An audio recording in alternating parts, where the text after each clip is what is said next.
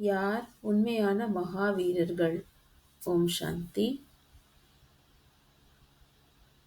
உண்மையான மகாவீரர்களாக பிரம்மாவையும் ஹனுமானையும் சொல்கின்றார்கள். ஆனால் நாம் தான் இங்கே உண்மையான மகாவீரர்களாக இருக்கின்றோம்.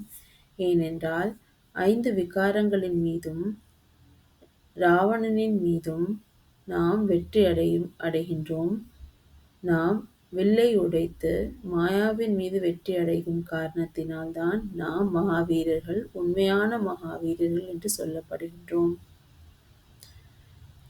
ஆனால் இங்கே யுத்தத்திற்கான எந்த விஷயமும் கிடையாது. கௌரவர்கள் பாண்டவர்களுடன் பாரதத்தில் சண்டையிடுகின்றார்கள். மேலும் ஐரோப்பியர்கள்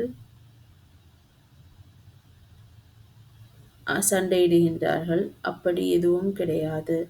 ஏனென்றால் இங்கோ யுத்தத்திற்கான விஷயமில்லை. விஷ்ணுவையோ பாலாறில், அதாவது ஏரியில் வைத்துவிட்டார்கள். ஆனால் இங்கோ விஷ்ணு 4 புஜங்களை கொண்ட எந்த ஒரு மனிதரும் இருக்க முடியாது என்று தந்தை சொல்கின்றார்.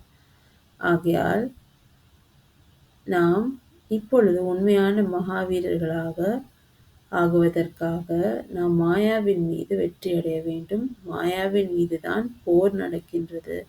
ஆனால் நாம் யோகத்தின் பலத்தின் மூலமாக நாம் இந்த மாயாவின் மீது வெற்றியடைந்து மகாவீரர்களாக ஆகின்றோம். ஓம் சாந்தி.